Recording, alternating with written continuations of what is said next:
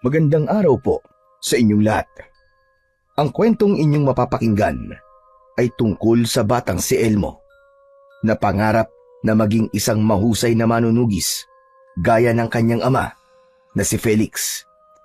Isang medalyon ang ibinigay ni Felix kay Elmo na maaari lamang niyang gamitin kapag dumating na siya sa hustong edad. Ngunit dahil sa katigasan ng ulo ni Elmo ay isinuot at ginamit niya ang medalyon na labis namang ikinagalit ni Felix. Labis na nagdamdam si Elmo kaya naisipan niyang maglayas at sa paglalayas niyang yon ay hindi niya inakala na makakarating siya sa pugad ng mga aswang. Ano ang mangyayari kay Elmo sa pugad ng mga aswang? Magagawa pa ba niyang makaalis sa lugar na yon bago dumating ang gabi ng pag-aalay? Ngunit bago po ang lahat mga idol, huwag po nating kalimutang mag-subscribe at i-hit ang notification bell sa aking YouTube channel na The Voice Addict at Apong Isaac para sa mas marami pang makapigil hiningang kwentong aswang at katatakutan mula sa mundo ng kababalaghan. Umpisahan na po natin ang kwento. Nakadungaw sa bintana ng kanilang kubo ang batang si Elmo ng umagang yun. May pagkasabik sa kanyang mga mata at hinihintay niya ang pagdating ng kanyang tatay na si Mang Felix na isang tanyag na manunugis sa kanilang baryo. Hindi nagtagal ay nagliwanag ang muka ni Elmo nang matanaw niya si Felix. Nagmamadaling lumabas si Elmo at sinalubong niya ang tatay niya. Sa wakas, dumating ka na, tay. Kanina pa po kita hinihintay. Magkwento ka na po sa nangyari sa pakikipaglaban mo sa aswang sa Santa Rita. Mamaya na, Elmo. Pumasok na muna tayo sa loob at doon na kita kikwentuhan. Pagpasok ni na Elmo at Mang Felix sa kanilang kubo ay dumulog sila sa hapagkainan. Meron doong pandesal at pritong itlog. Ipinagtimpla na rin ni Elmo ng mainit na kape ang kanyang ama. Talagang marunong ka na palang magluto, anak, ha? Hindi na ako mangangambang iwanan ka rito sa tuwing may kailangan akong puntahan. Wala naman pong mahirap sa pagpiprito ng itlog, tay. Kung nandito lang sana ang nanay mo, ay siya sana ang gagawa nito. Kung hindi lang sana siya pinatay ng mga aswang, ay kasama pa natin siya hanggang ngayon. Kaya nga po, nakakamiss si nanay, lalo na ang masasarap niyang mga luto. Iniisip ko lang po na masaya na siya sa langit kasi kasama niya na roon sina lolo at lola. Pero tay, magkwento na po kayo kung anong nangyari sa pakikipaglaban mo sa mga aswang kagabi doon sa Santa Rita. Gusto ko na pong marinig ang kwento niyo.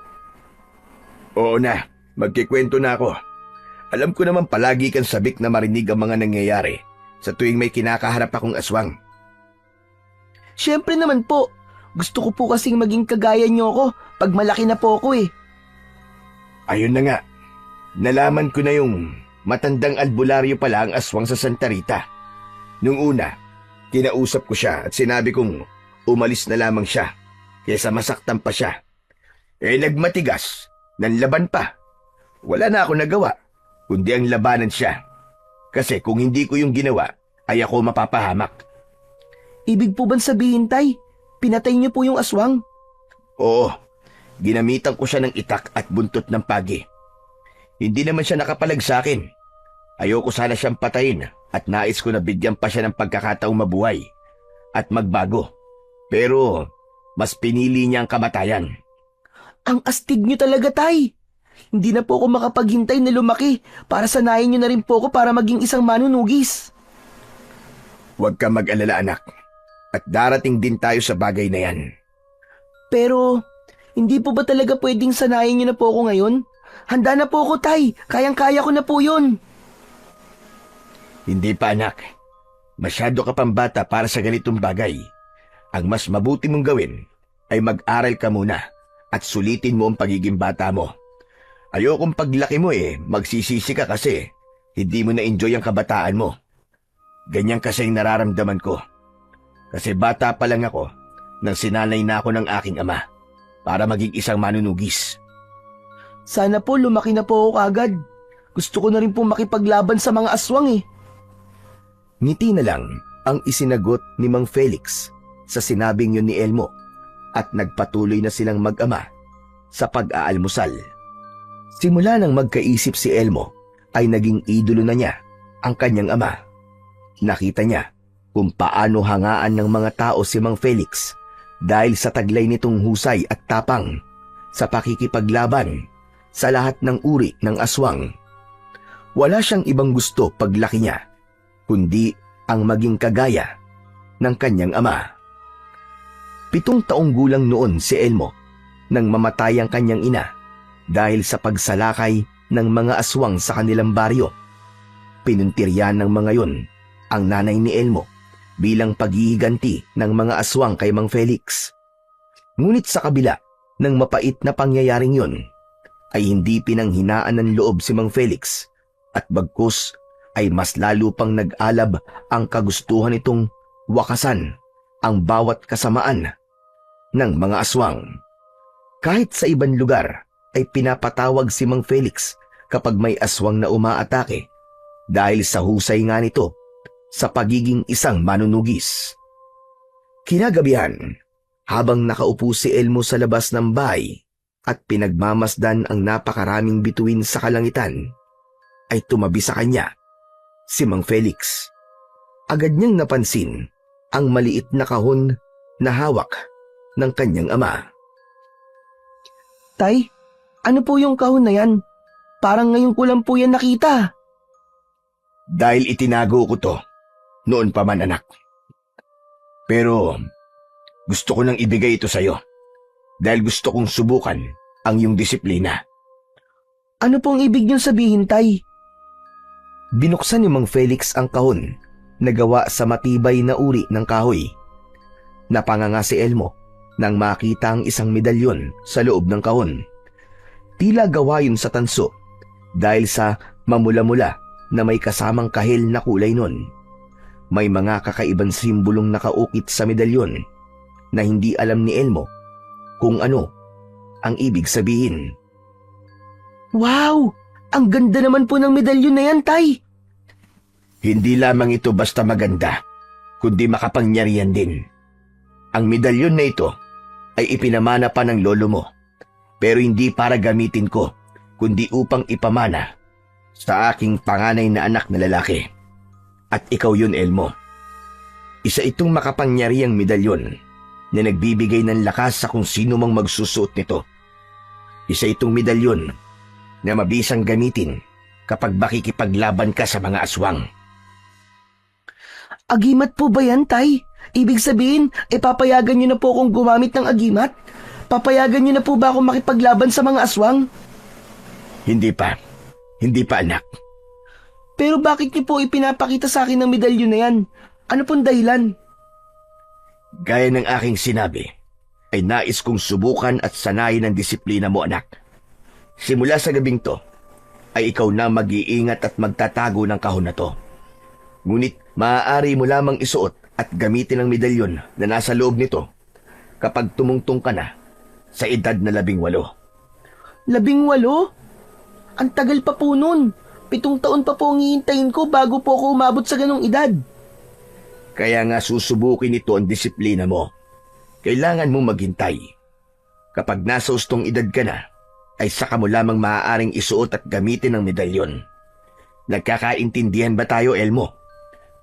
Hindi po ba pwedeng ngayon ko na po yan gamitin?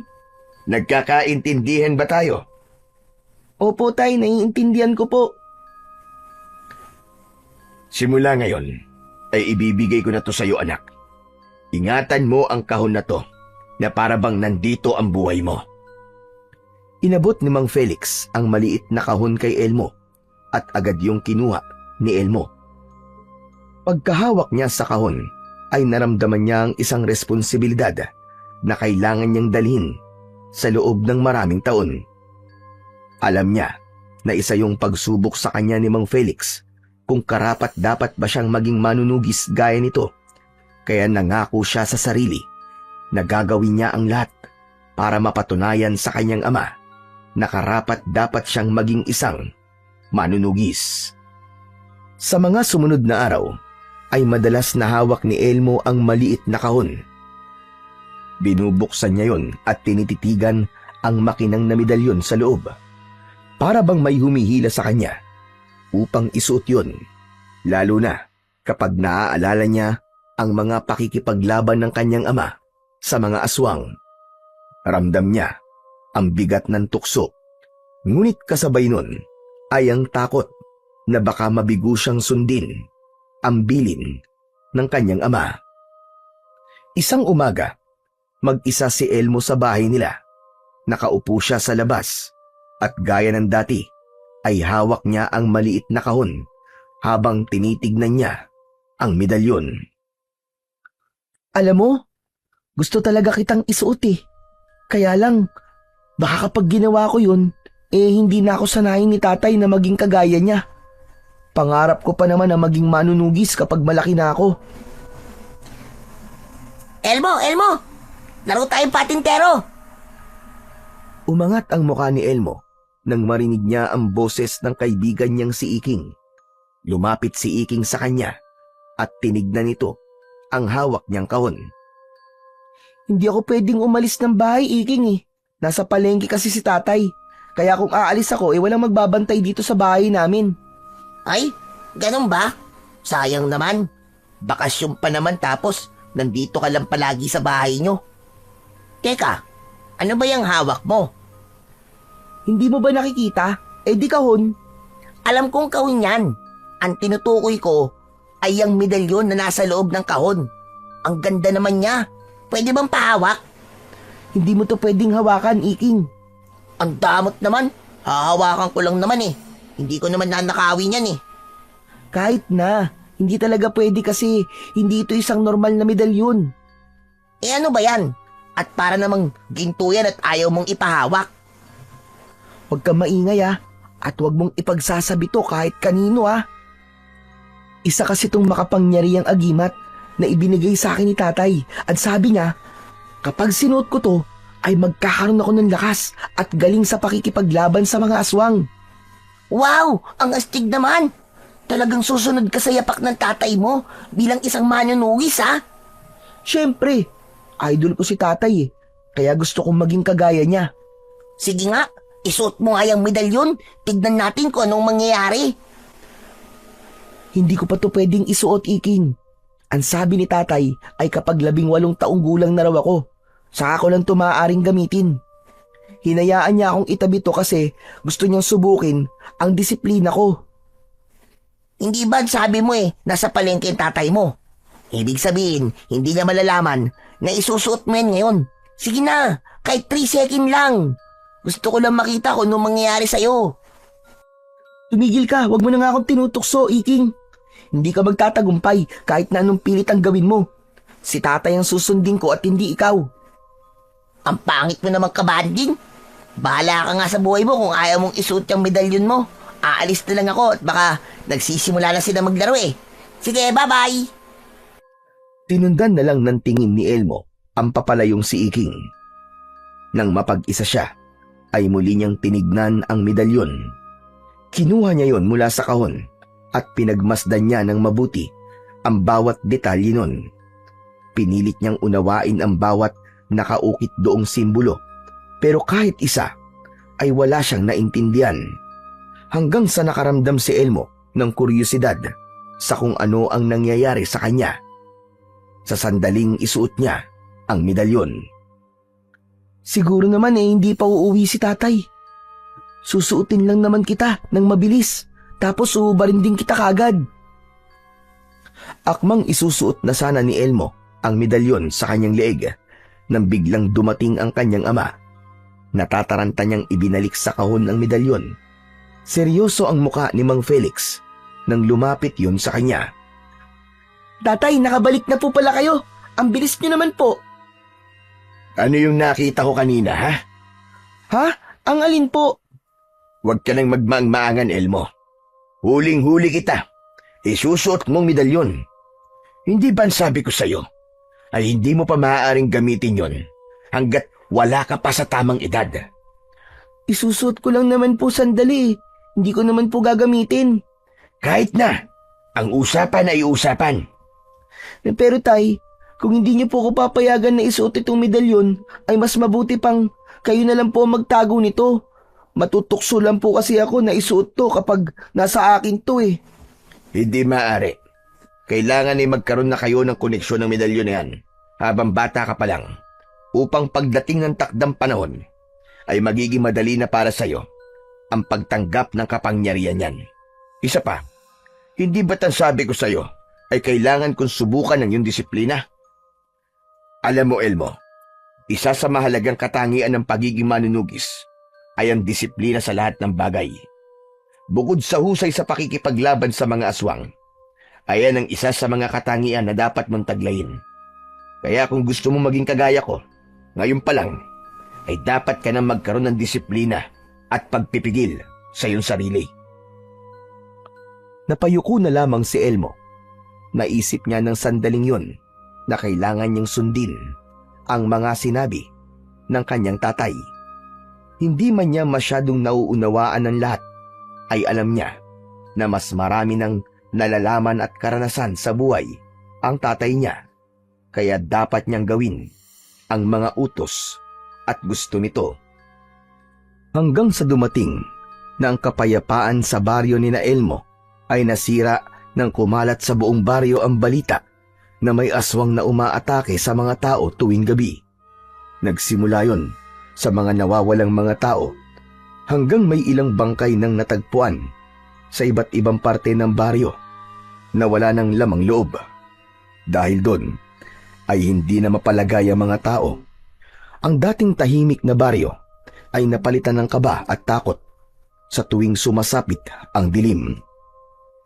Sa gitna ng takot na bumabalot sa lahat, ay gabi-gabi namang lumalabas si Felix, dala ang itak nito upang tugisin ang mga aswang.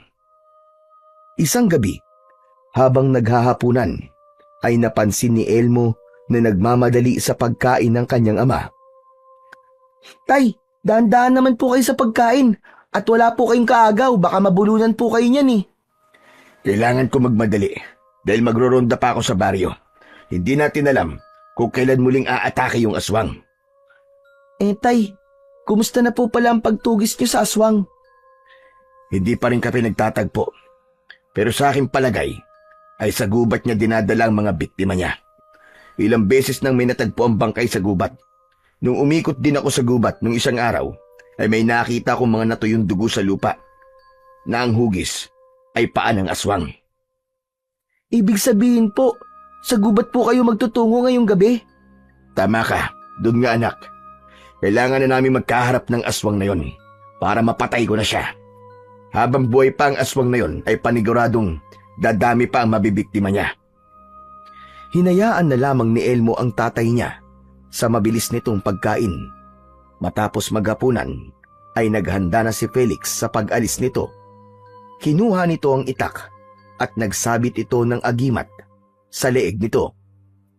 Tay, bakit hindi niyo po gamitin yung medalyon na ipinatabi niyo po sa akin? Hindi ko yun maaaring gamitin dahil ikaw ang itinakdang mga laga nun. O paano?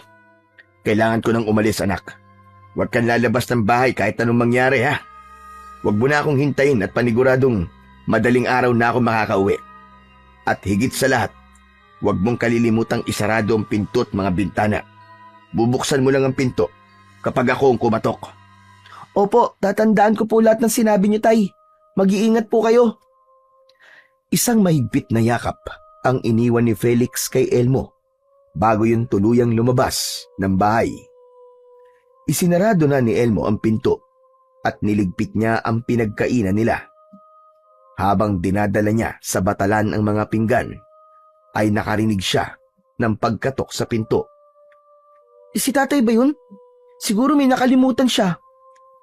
Bubuksan na sana ni Elmo ang pinto, pero natigilan siya. Naisip niya na baka aswang ang nasa labas. Sino nandyan? Sino nandyan? Magsalita ka! Ako to, Elmo, si King. Buksan mo ang pinto. Bilisan mo, natatakot na ako rito eh. Nang malaman ni Elmo na ang kaibigan niya ang nasa labas, ay binuksan niya kagad ang pinto.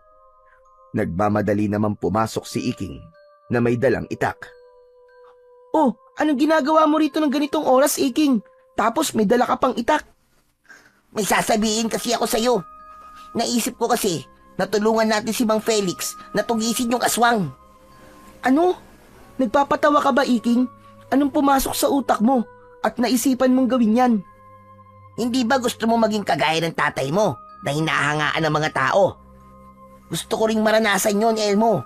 At mangyayari lang yon kung tayo makakapatay sa aswang. Kaya kumuha ka na rin ng itak mo at lumabas na tayo.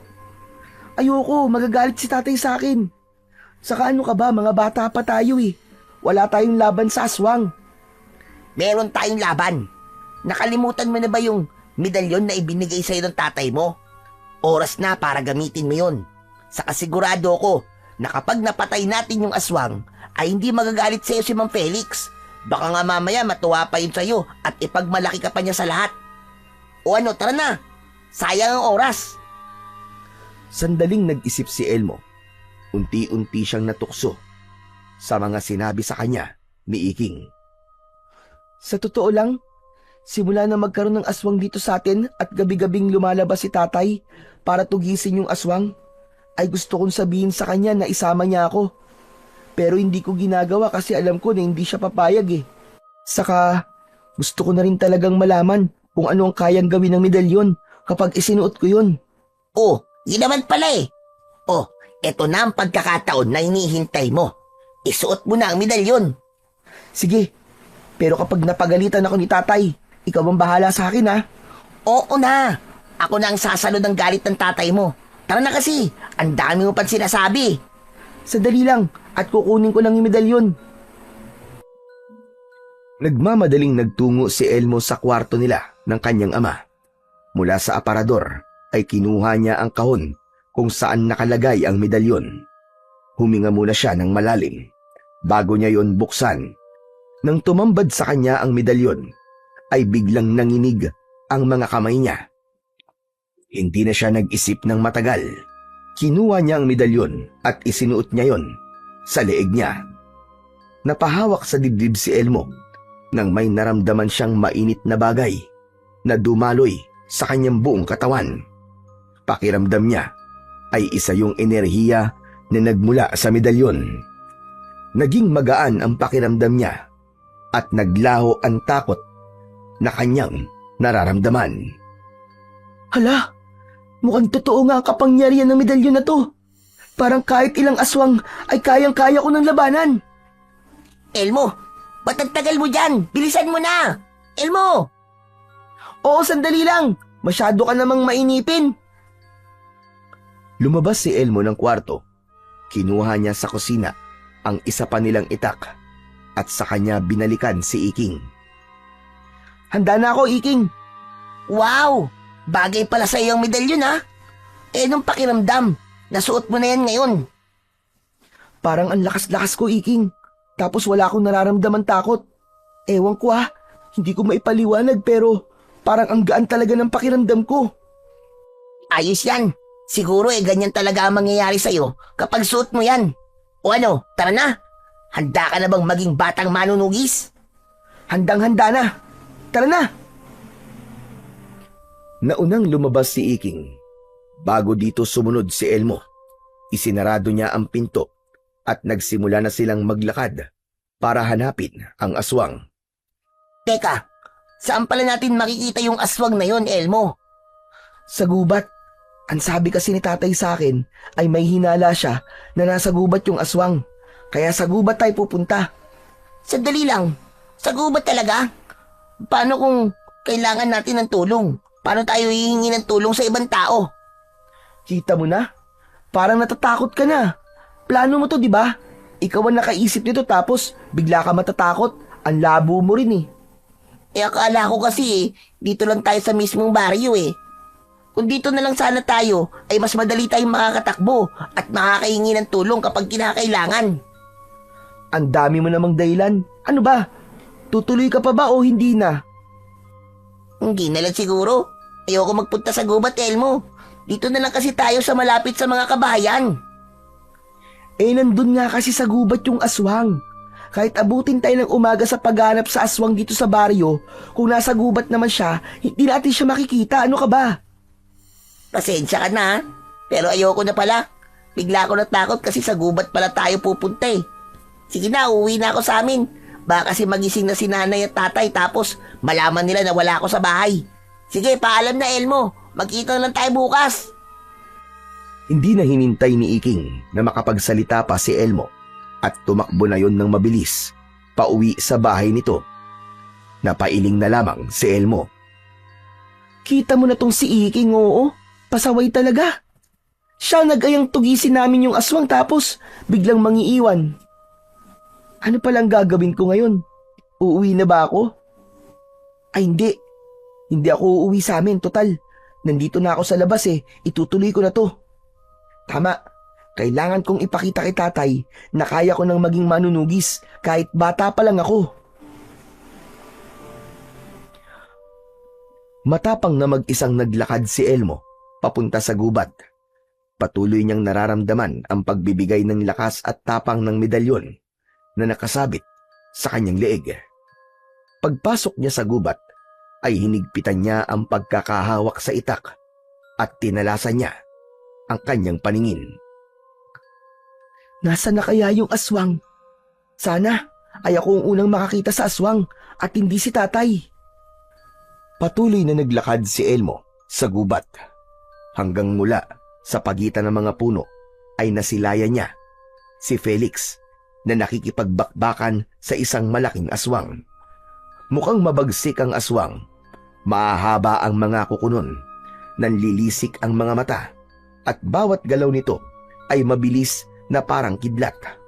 Hawak ng kanyang ama ang itak at inaatake nito ang aswang. Napahawak si Elmo sa dibdib niya nang makita niyang nasunggaban ng aswang ang kanyang ama. Napahandusay si Felix sa lupa at nabitiwan nito ang itak. Dinaganan ng aswang ang tatay niya at unti-unting inilipat ng aswang ang matutulis nitong kuko sa leeg ni Felix. Nanlamig ang buong katawan ni Elmo, ngunit hindi niya matiis na manood na lamang. Kusang gumalaw ang katawan niya at tumakbo siya palapit sa aswang. Napalingon si Felix kay Elmo. Hayop ka! Layuan mo ang tatay ko! Elmo, anong ginagawa mo rito? Umalis ka na! Hindi pinakinggan ni Elmo si Mang Felix. Bagkus ay sinugod niya ang aswang at buong lakas niyang isinaksak ang matalim na itak sa likod ng aswang. Suminghal ang aswang at tumayo yun. Humarap yun kay Mang Felix habang mahinang umaangil na parabang isang mabangis na hayop. Muling umatake si Elmo at tinaga niya ang braso ng aswang. Halos maputol ang braso ng aswang sa lakas ng pag-atake ni Elmo. Matapos yun ay sinaksak niya sa dibdib ang aswang na naging dahilan ng kamatayan nun. Malakas na bumagsak ang walang buhay na aswang sa lupa. Hingal na hingal si Elmo habang hawak ang itak na puno ng dugo. Nang tignan niya si Mang Felix ay namimilog ang mga mata nito habang nakatingin sa kanya. Halatang hindi yun makapaniwala sa ginawa ni Elmo. Tumayo si Mang Felix at pagkalapit nito kay Elmo ay mahigpit nitong hinawakan ng braso niya, sabay hila sa kanya palabas ng gubat. Teka, sandali lang po tay. Huwag po kayo magalit sa akin. Magpapaliwanag po ko. Pag uwi natin sa bahay, saka ka magpaliwanag. Hindi nakaramdam ng takot si Elmo nang labanan niya ang aswang kanina. Pero sa tono ni Mang Felix ay labis ang takot na lumukob sa kanya.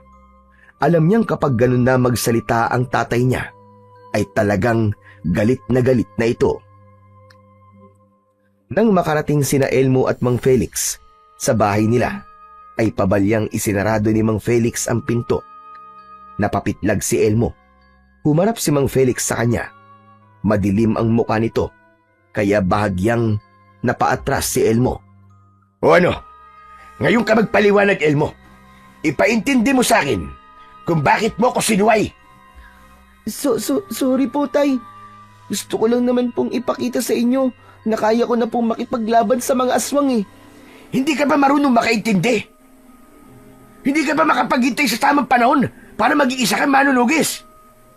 Alam mo bang sa pagsuway mo sa akin, ay ipinakita mo lang sa akin na hindi ka karapat-dapat na maging kagaya ko? Wala kang disiplina. Masyado ka nagpapadala sa bugso ng damdamin mo.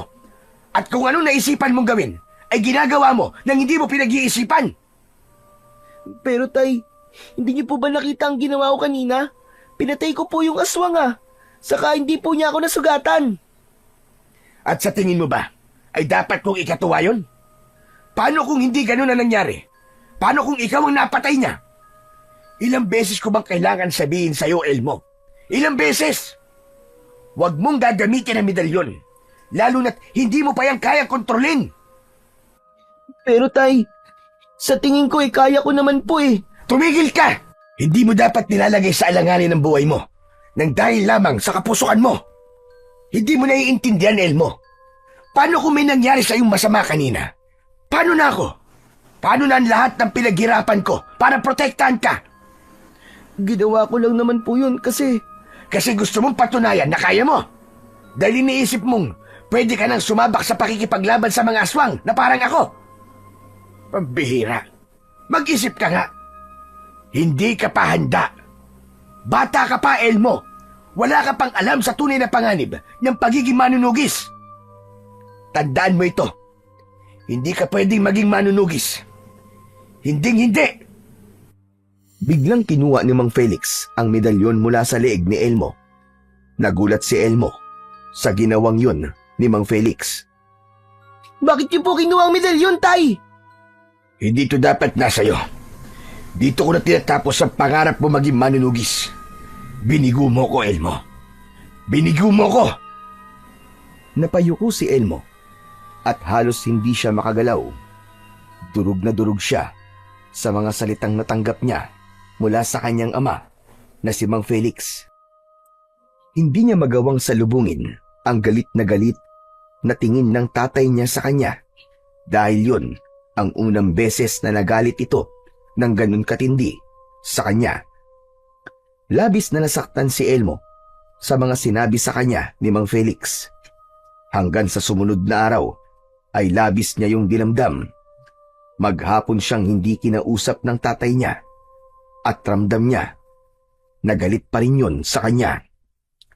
Naisipan ni Elmo na maglakad-lakad. Nakarating siya sa ilog na nasa gilid ng kanilang baryo. Naupo siya sa isang malapad na bato habang nakatingin sa umaagos na tubig sa ilog. Nagulat siya nang may biglang humawak sa likod niya. Paglingon niya ay nakita niya si Iking. Natatawa yung umupo sa tabi niya. Nakakatawa ang mukha mo. Gulat na gulat ka. Umalis ka na nga rito. Gusto ko mapag-isa. Kanina pa nga kitang hinahanap tapos papaalisin mo ako. Gusto ko lang naman malaman kung ano yung nangyari kagabi. Tumuloy ka ba sa gubat? Oo. At nakita ko yung aswang. Ang totoo niyan ay ako nakapatay dun sa aswang. Ano? Totoo ba sinasabi mo? Baka naman nag-iimbento ka na ng kwento, ha? Kung ayaw mo maniwala, di wag. Ito naman ang init ng ulo. Sa bagay, may agimat ka nga palang suot kaya hindi nakapagtataka na napatay mo yung aswang. Sayang, dapat pala sumama ako sa'yo kagabi. Nakita ko sana kung paano mo pinulbos yung aswang. Ikaw kasi, masyado ka kasing matatakutin. O tapos, ano nangyari pagkatapos mo mapatay yung aswang? Alam ko na. Natuwa si Mang Felix sa'yo at humanga sa'yo, no? Kabaligtaran niya na nangyari, Iking. Hindi natuwa si tatay sa akin. Nagalit pa nga siya sa akin kasi sinuway ko siya. Galit na galit siya sa akin kagabi. Sinigawan niya ako at sinabihan ng masasakit na salita. Grabe, Iking. Sobrang liit ng tingin ko sa sarili ko dahil sa mga sinabi ni tatay. Ang sabi pa niya, hindi ako pwedeng maging manunugis. Tapos, kinuha pa niya sa akin yung medalyon. Ay nako, bakit iba ang nangyari sa inaasahan natin? Akala ko pa naman Matutuwa si Mang Felix kasi napatay mo yung aswang. Ewan ko ba kay tatay. Hindi ko talaga siya maintindihan. Kaya ko naman ang gamitin yung medalyon eh. At kaya ko na makipaglaban sa mga aswang kahit bata pa lang ako. Hindi ko alam kung bakit kailangan ko pang maghintay na umidad ako ng 18 bago niya ako hayaan na maging manunugis. Siya nga, bata pa lang siya. Sinasanay na siya ng tatay niya tapos pagdating sa akin ay hindi niya yun magawa. Kawawa ka naman pala kung ganun. Ano na palang plano mo ngayon? Paano ka na niyan magiging manunugis kung wala na sa'yo ang medalyon? Hindi ko alam kung anong sunod kong gagawin pero hindi ako papayag na hindi ako maging manunugis. Kahit ayaw ni tatay ay magiging kagaya pa rin niya ako. Papatunayan ko sa kanya na kaya kong makipaglaban sa mga aswang. Alam mo, sa tingin ko, hindi ka magiging manunugis hanggat kasama mo ang tatay mo. Anong ibig mo sabihin, Iking?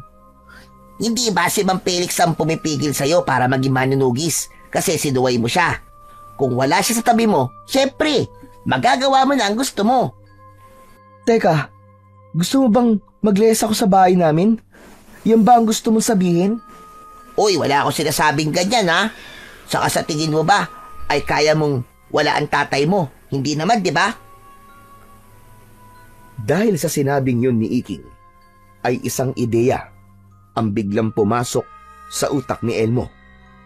Isang ideya na maaaring maging solusyon upang matupad niya ang pangarap niyang maging isang manunugis. Nagmamadaling bumalik si Elmo sa bahay nila. Sakto na wala pa roon ang tatay niya. Inilabas niya ang bag na ginamit niya sa pagpasok sa paaralan. Nilagyan niya yon ng ilang piraso ng mga damit. Hinanap niya ang kahon kung saan nakalagay ang medalyon. Nakita niya yon sa mga damit ng tatay niya. Inilagay niya rin yun sa bag. Itinago niya sa ilalim ng papag ang bag. Dahil sa labis na tampo ni Elmo sa kanyang tatay, ay naisipan niya na maglayas na lang upang magawa na niya ang gusto niya. Gabi na nang dumating si Mang Felix. Ramdam pa rin ni Elmo na galit ito dahil kahit isang salita mula rito ay wala siyang narinig. Kahit sabay silang kumakain, ay hindi man lang siya kinausap ni Mang Felix. Pagsapit ng pagtulog, ay magkatabing nahiga sina Elmo at Mang Felix sa papag. Dahil napatay na ni Elmo ang aswang sa kanilang baryo, ay hindi na kailangan lumabas ng tatay niya tuwing gabi. Matyagang naghintay si Elmo. Nang marinig niya ang paghilik ni Mang Felix, ay saka siya bumaba ng papag. Tahimik ang pagkilos niya. Kinuha niyang bag sa ilalim ng papag at saka siya lumabas ng kanilang bahay. Ay, salamat. Nakalabas din ako. Sorry, tay. Kung lalayas na ako. Ayaw mo naman kasi ako maging isang manunugis. Kaya mas makabubuti pa na mawala na ako sa buhay mo para magawa ko na ang gusto ko. Babalik na lang ako kapag malaki na ako at isa na akong ganap na manunugis. Nagsimulang maglakad si Elmo. Nagtungo siya sa gubat dahil alam niya na meron dong mas mabilis na daan papunta sa kabilang baryo. Halos isang oras nang naglalakad si Elmo sa gitna ng gubat pero hindi pa rin niya makita-kita ang daan palabas sa lugar na yon. Alam niya na sa sandaling yun ay naliligaw na siya. Anak ng, nasa na ba ako? Bakit parang iba na ang daan na to? Baka kung saan na ako napunta nito ah. Ang mabuti pa siguro ay magpahinga na lang muna ako tapos bukas na lang ako ng umaga maglalakad ulit para mas madali ko nang makita ang daan. Nakahanap si Elmo ng isang maliit na kuweba. Pumasok siya roon at nahiga siya sa isang malapad na bato. Kahit matigas ang inihigaan niya, ay mabilis siyang nakatulog dahil sa labis na pagod. Umaga na nang magising si Elmo. Pagmulat ng kanyang mga mata, ay ang tatay niya ang agad na pumasok sa kanyang isip. Bigla siyang nakaramdam ng lungkot nang mapagtanto niya na kung itutuloy niya ang kanyang paglalayas, ay baka malungkot ang tatay niya. Siguro, nasabi lang sa akin ni tatay yung masasakit na salita na yun kasi lubha siyang nag-aalala para sa akin. Ang dapat siguro ay bumalik na ako sa bahay kasi baka nag-aalala na sa akin si tatay. Tumayo na si Elmo matapos niyang isukbit sa likod ang kanyang bag. Paglabas niya ng kuweba ay natigilan siya. Luminga siya sa paligid at pinilit niyang alalahanin kung saan ang daan pabalik sa kanilang baryo. Lagot, nasang parte na ba kasi ako ng gubat? Ngayon lang ako nakapunta rito ah. Pinilit labanan ni Elmo ang kabang nararamdaman niya nang mapagtanto niyang naliligaw na talaga siya. Nagsimula na siyang maglakad at umasa siya na makakabalik din siya sa baryo nila sa direksyon na pinili niyang tahakin. Makalipas ang 2 oras ay nasa loob pa rin ng gubat si Elmo. Pakiramdam niya ay nagpapaikot-ikot lamang siya roon at hindi na siya makakalabas ng gubat. Nanunuyo na ang lalamunan niya dahil sa uhaw at kumakalam na ang sikmura niya dahil sa labis na gutom. Tatay, nasan ka na ba? Sana naman ay hinahanap mo ko kasi hindi ko na alam kung makakalabas pa ba ako sa gubat na to o hindi na. Kung meron mang engkanto o diwata na nakakarinig sa akin, sana naman tulungan niyo ako makauwi sa bahay namin. Naliligaw na po ako. Sa kabila ng pagod, gutom at uhaw, ay hindi pa rin tumigil sa paglalakad si Elmo. Hanggang sa may natanaw siyang kabahayan sa hindi kalayuan. Kahit paano, ay nabuhayan siya ng loob. Dahil sa wakas, ay meron na siyang mapagtatanungan kung paano siya makakabalik sa baryo nila. Binilisan ni Elmo ang paglalakad. Pagdating niya sa tila maliit na baryo, ay napansin niya nakakaunti lamang ang mga taong naroon. Kapansin-pansin din ang malalim na tingin ng mga tao sa kanya. Lahat ay nakatuon ang mga mata kay Elmo. Nakakatakot naman sila kung makatingin. Parang kakainin nila ako ng buhay. Huminto si Elmo sa tapat ng isang kubo kung saan may isang matandang babaeng nagwawalis. Maliit na babae ang matanda. Puro puti na ang buhok nito na ang haba ay umaabot sa bewang nito. Lumapit si Elmo sa matandang babae at nanlaki ang mga mata ng matanda pagkakita sa kanya. Magandang umaga po, Lola. Pwede po ba akong magtanong sa inyo? Nagtaka si Elmo nang bigla siyang inamoy sa leeg ng matanda. Mas lalong lumaki ang gulat ng matanda. Teka, mabaho na po ba ako? Naku, pasensya na po at kagabi pa po kasi ako naglalakad sa gubat eh. Isa kang tao. Opo, tao nga po ako. Ano po bang tingin niyo sa akin? Tumingin sa paligid ang matandang babae na para bang meron itong kinatatakutan. Hinawakan siya ng matanda sa braso at hinila siya nito papasok sa kubo nito. Isinarado ng matanda ang pinto. Naglaho ang kaba at pagtataka kay Elmo. Bakit niyo po ako dinala rito? Magtatanong lang naman po ako sa inyo. Anong ginagawa mo rito, bata? Paano ka napunta rito? Mangyaring naglayas po kasi ako sa bahay namin. Dumaan po ako sa gubat para makapunta po sa kabilang baryo. Tapos naligaw po ako. Bigla ko na lang po nakita itong mga bahay dito kaya nagpunta po ako rito para magtanong kung paano po makakabalik sa baryo namin. Hindi mo ba alam kung anong lugar itong napuntahan mo? Hindi po. Ngayon ko lang nga po nalaman na meron palang maliit na baryo rito eh. Anong lugar po ba to? At nasa loob po ng gubat. Ang lugar na ito ay pugad ng mga aswang. Lahat ng nakatira rito ay mga aswang. Nanlaki ang mga mata ni Elmo. Biglang nanlamig ang buong katawan niya. Pero makalipas ang ilang sandali, ay tumawa siya. Lola naman eh. Huwag na po kayo magbiro. Sabihin nyo na lang po sa akin kung alam nyo ang daan palabas po ng gubat na to. Halata naman po kinatakot nyo lang ako eh. Paano naman po ito magiging pugad ng mga aswang? Parang wala naman po yatang ganun. Hindi madaling lumabas sa lugar na ito para sa iyong kaalaman. Lahat ng taong naliligaw dito ay hindi na nakakalabas ng buhay. Maling-mali na nagpunta ka rito, bata.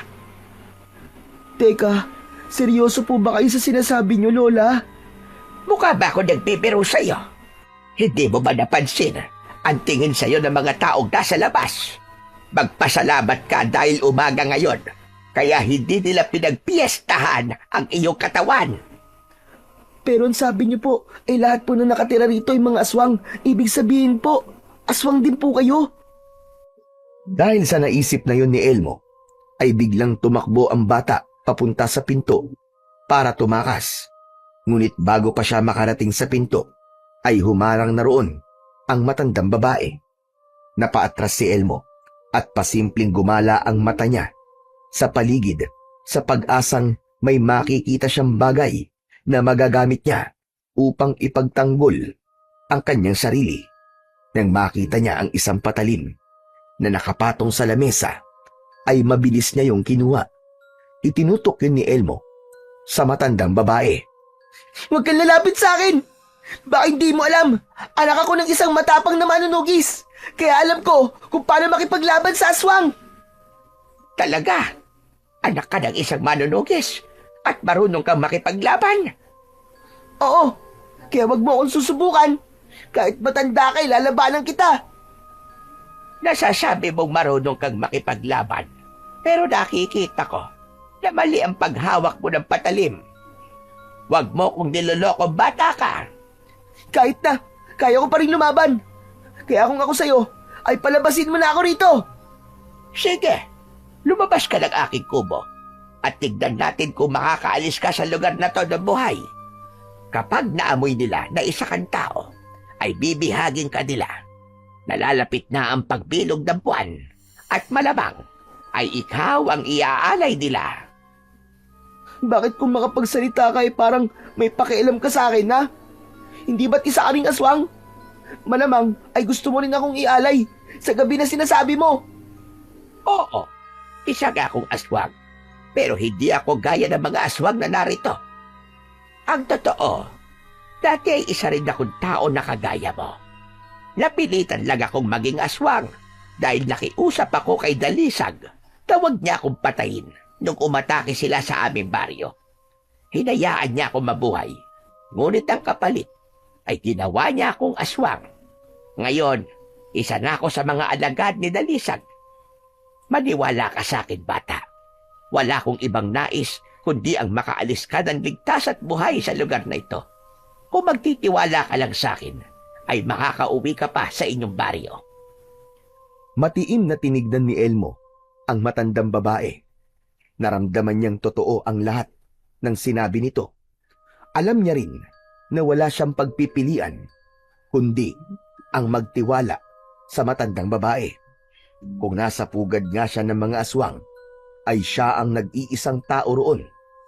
At para siyang isang daga na pumasok sa isang kulungan na punong-puno ng mga gutom na tigre. Ibaba mo na ang hawak mong patalim. Hindi kita sasaktan, iho. Maniwala ka sa akin. Nanginginig ang mga kamay na ibinalik ni Elmo ang patalim sa ibabaw ng lamesa. Hindi niya inalis ang tingin sa matanda dahil kahit ramdam niya na nagsasabi yun ng totoo, ay ayaw niya pa ring ibigay dito ang buong tiwala niya. Umalis ang matandang babae sa harapan ng pinto at naupo ito sa isang upuang nasa tabi ng lamesa. Inutusan nito si Elmo na maupo. Pagkaupo naman ni Elmo ay nakatingin pa rin siya sa matandang babae. Ako nga pala si Lukring, pero maaari mo kung tawaging Lola Lukring. Ikaw, anong pangalan mo, bata? Elmo po. Elmo po ang pangalan ko. Isang malaking pagkakamali na naligaw ka sa lugar na ito, Elmo. Malaki ang posibilidad na kapag nalaman ng ibang aswang na isa kang tao, ay paniguradong papatayin ka nila. Pero ang sabi niyo po, itutulungan niyo po ako, di ba? Na makauwi po sa baryo namin. Hindi po ba talaga ako maaaring umalis na ngayon? Gaya na sinabi ko kanina, ay hindi ka maaaring umalis ngayon o sa mga susunod na araw. Pero kailangan ko na pong makauwi sa bahay namin, Lola eh. Sigurado po ako na nag-aalala po sa akin ng tatay ko. Eh bakit kasi naglayas ka sa inyo? Tapos bigla mo may isipang bumalik. Pastilan ka, bata ka. Nagtatampo po kasi ako sa tatay ko. Isa po siyang kilalang manunugis at pangarap ko po na maging kagaya niya. Binigyan niya po ako ng medalyon at ang sabi niya ay maaari ko lamang gamitin yun kapag 18 taong gulang na ako. Pero ang nangyari, ginamit ko po yun at nakipaglaban po ako sa isang aswang. Yung po ang dahilan kaya nagalit po sa akin si tatay. Marami po siyang sinabi sa akin na masasakit na salita. Gaya ng wala akong disiplina at hindi po ako pwedeng maging manunugis. Sobra po ako nasaktan sa mga sinabi niya sa akin. Kaya nagleyas po ako. Sa tingin ko, ay hindi naman galit ang tatay mo sa iyo, Elmo. Nasabi niya lamang yon dahil nag-aalala siya sa iyo. Yan nga din po na pagtanto ko eh. Kaya naisipan ko pong bumalik na po sa bahay namin. Kaya lang naligaw naman po ako at napunta rito sa pugad ng mga aswang. Pero Lola, kailan po ba ako pwedeng umalis dito? Kapag sumapit na ang pagbilog ng buwan, magiging abala ang lahat ng aswang dito at sasamantalahin natin ang pagkakataong yon para makatakas ka. 4 na gabi pa bago dumating ang pagbilog ng buwan, kaya 4 na gabi ka rin munang mananatili rito. Pero hindi po ba masyadong mapanganib yun? Paano po kung malaman ng ibang aswang na isa akong tao, lalo na't nakita nila ako kanina sa labas? Alam na po nila na nandito po ako sa bahay niyo. Huwag kang mag-alala dahil meron akong solusyon pagdating sa bagay na yan. Sandali lang at meron labang akong kukunin. Tumayo si Lola Lukring. May binuksan itong isang kahon na gawa sa kahoy na nakalagay sa isang sulok ng kubo. Isang maliit na bote na may laman na itim na likido ang kinuha nito. Muli itong umupo at ipinatong nito ang maliit na bote sa lamesa. Ano po yan, Lola Lukring? Kung hindi mo na itatanong, ay isa kong albularya sa aming baryo noon. May kaalaman din ako sa paggawa ng mga gamot at ang likidong nasa loob ng bote na yan ay makatutulong sa iyo upang hindi malaman ng kahit na sinong aswang na isa kang tao. Kailangan mong inumin yan, Elmo. Nang sa gayon, kapag inamoy ka ng isang aswang, ay iisipin nila na isa ka ring aswang. Parang nakakadiri naman po ang laman yan, Lola. Wala po bang ibang kulay? Itim po talaga. Yan na lamang ang huling bote na meron ako. Kaya huwag ka nang magreklamo. Napakahirap hanapin ng mga sangkap yan dahil hindi kami nakakalabas sa lugar na ito. Maliban na lamang kung uutusan kami ni Danisag na lumabas.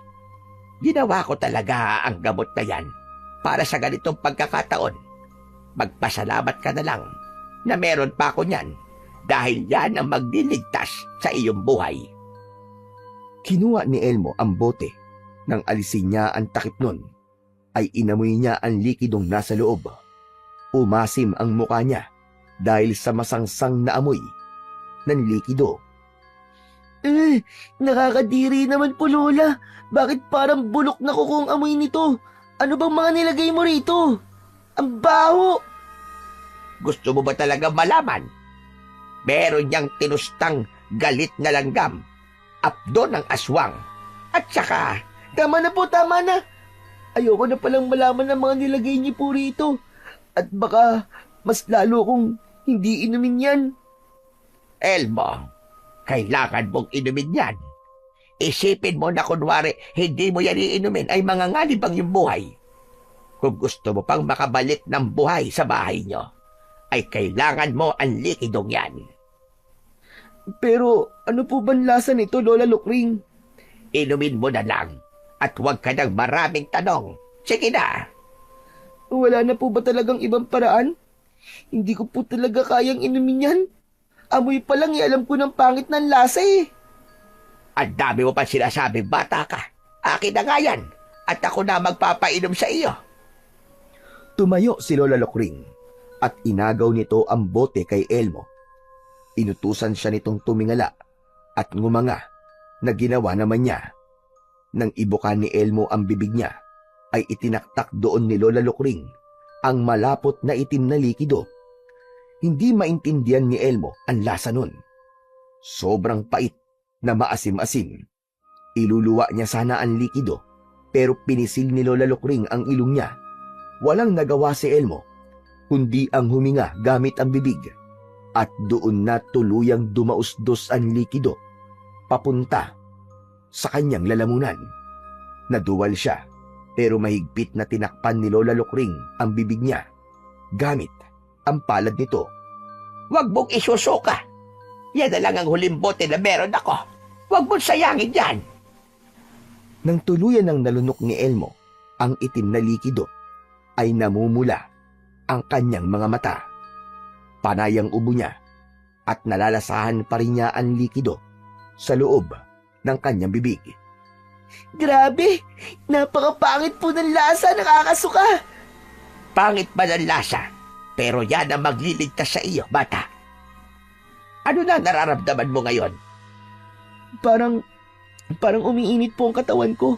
Saka mabilis po ang tibok ng puso ko. Mabuti kung ganon. Huwag kang mag-alala. Dahil panandalian lamang ang nararamdaman mo ngayon at maya-maya lang ay mawawala rin yan panigurado. Ibig sabihin yan ay gumagana na ang epekto ng likido sa iyo.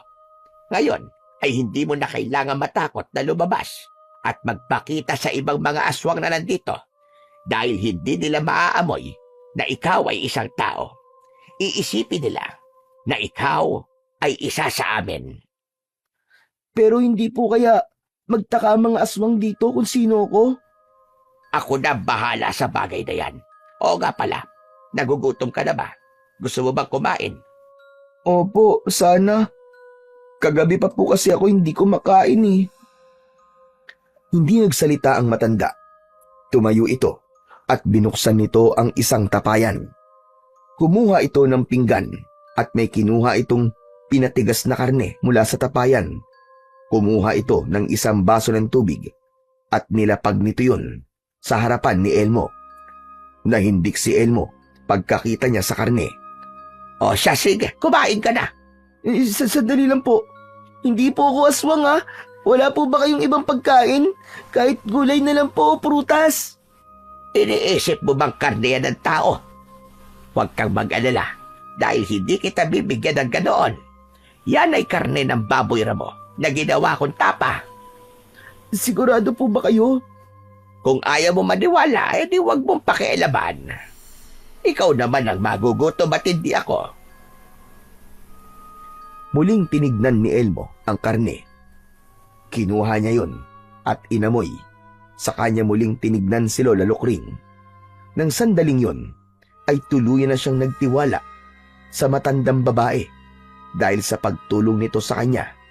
Kahit pa isa itong aswang. Pikit matang kumagat si Elmo sa karne at marahan niya yung ninuya. Masarap po ah. Sabi ko naman sa'yo. O sige lang, kumain ka lang dyan at ipagpapatuloy ko lang ang aking pagwawali sa labas. Oo nga pala. Bago ko makalimutan, ay nais kong ipaalam sa'yo na 3 araw lamang ang bisa ng ininom mong likido. Kaya, huwag mong kakalimutan na sa ika-4 na araw ay hindi ka na maaaring lumabas ng aking kubo. Nagkakaintindihan ba tayo, Elmo? Opo Lola, tatandaan ko po ang sinabi niyo sa akin. Lumabas na si Lola Lokring habang si Elmo ay ipinagpatuloy ang pagkain. Dahil sa sobrang gutom niya, ay mabilis niyang naubos ang karne. Pagkainom niya ng isang baso ng tubig, ay malakas siyang dumigay. Bigla siyang nakaramdam ng pagkaantok, kaya nahiga siya sa maliit na papag na nasa isang sulok at hindi nagtagal ay nakatulog na siya. Habang natutulog si Elmo, ay isang napakasamang panaginip ang dumalaw sa kanya.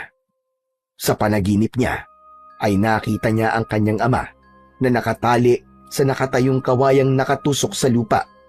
Napapaligiran si Mang Felix ng napakaraming aswang, hanggang isang aswang na nakasuot ng kapa na may saklob sa ulo ang lumapit dito. Inalis ng aswang ang kapa nito at doon nakita ni Elmo ang kahindik-hindik na mukha ng aswang. Biglang itinarak ng aswang na yon ang matutulis nitong kuko sa dibdib ni Mang Felix at dinukot nito ang puso ni Mang Felix. Isang malakas na sigaw ang kumawala sa lalamunan ni Elmo nang magising siya mula sa panaginip na yon. Tagaktak ang pawis sa kanyang muka habang mabilis ang tibok ng kanyang puso. Madilim na ang paligid at ang tanging pinagmumulan ng liwanag sa loob ng kubo ay ang gaserang nakapatong sa ibabaw ng lamesa. Nagulat at muling napasigaw si Elmo nang may kamay na biglang humawak sa braso niya. Ako ito, Elmo. Huwag ka matakot. Lola Lukring, Ano ba nangyari at sumigaw ka? napanaginipan ko po kasi si tatay ko. Pinatay daw po siya ng isang aswang. Panaginip lang yon. At wala kang dapat na ikatakot. Isa pa, sinasabi na ang panaginip ay kabaligtaran ng mangyayari sa totoong buhay. Talaga po? Oo, Elmo. Kaya kung mamamatay ang tatay mo sa iyong panaginip, ibig sabihin ay hindi yun mangyayari sa realidad. Nag-init ang magkabila ang mata ni Elmo hanggang sa hindi na niya napigilan ang pag-iyak. Lola, miss na miss ko na po ang tatay ko. Gusto ko na pong umuwi sa amin. Huwag kang mag-alala dahil gagawin ko ang lahat para makauwi ka sa tatay mo. Magkakasama ulit kayong dalawa. Nangangako ako sa iyo. Maraming salamat po. Hindi na napigilan ni Elmo na yakapin si Lola Lukring. Umiyak siya sa balikat nito habang marahang tinatapik ng matanda ang likod ni Elmo. Tahan na. Tahan na. Huwag ka nang umiyak. Lola, sa totoo lang po ay nagtataka ako kung bakit niyo po ako tinutulungan kahit isa po kayong aswang. Hindi ba't sinabi ko sa iyo na dati akong tao? Kahit isa na akong aswang ngayon, ay may parte pa rin sa akin ang nananatiling tao. Sa totoo lang, ay tutol ako sa ginagawa ng mga aswang dito dahil tuwing sasapit ang pagbilog ng buwan, ay nag-aalay sila ng buhay ng isang tao. Yun ay upang mas lumakas ang aming pinuno na si Dalisag. Sa gitna ng pagsasalita ni Lola Lukring ay isang malaking boses ng lalaki ang narinig nila sa labas. Agad na humiwalay si Elmo sa pagkakayakap kay Lola Lukring. Lukring, buksan mo ang pinto ng iyong bahay. Sino po yun? Si Dalisag, ang aming pinuno. Pero huwag kang mag-alala dahil ako bahala sa iyo. Dito ka lang.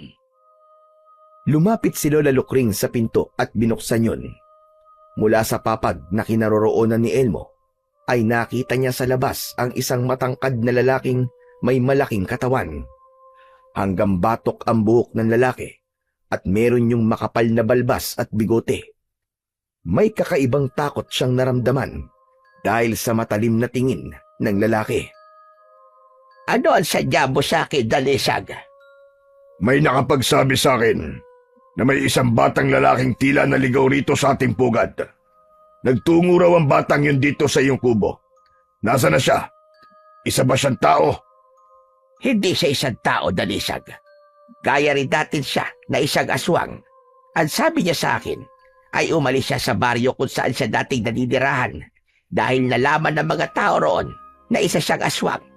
Naglakad-lakad siya sa gubat at naligaw rito sa atin. Nasaan na ang batang sinasabi mo? Iharap mo siya sa akin dahil nais kong makasiguro. Bakit nagdududa ka sa akin, Dalisag? Matagal na akong kasapi ng iyong lipi. Ang buong akala ko buo na ang tiwala mo sa akin. Huwag ka nang maraming sinasabi, Lukring. Iharap mo sa akin ang batang lalaki. Marahang lumingon si Lola Lukring kay Elmo. Tumango ang matanda sa kanya. Bumaba si Elmo ng papag at bagyang nanginginig ang katawan na lumapit siya kay Lola Lokring. Matiim siyang tinignan ni Dalisag mula ulo hanggang paa. Pinigilan niya ang kanyang paghinga nang biglang inamoy ni Dalisag ang leeg niya.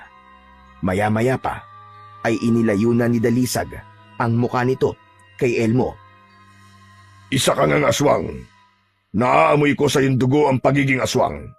Ngunit bakit tila natatakot ka, bata? Pagpasensyahan mo na si Elmo, Dalisag.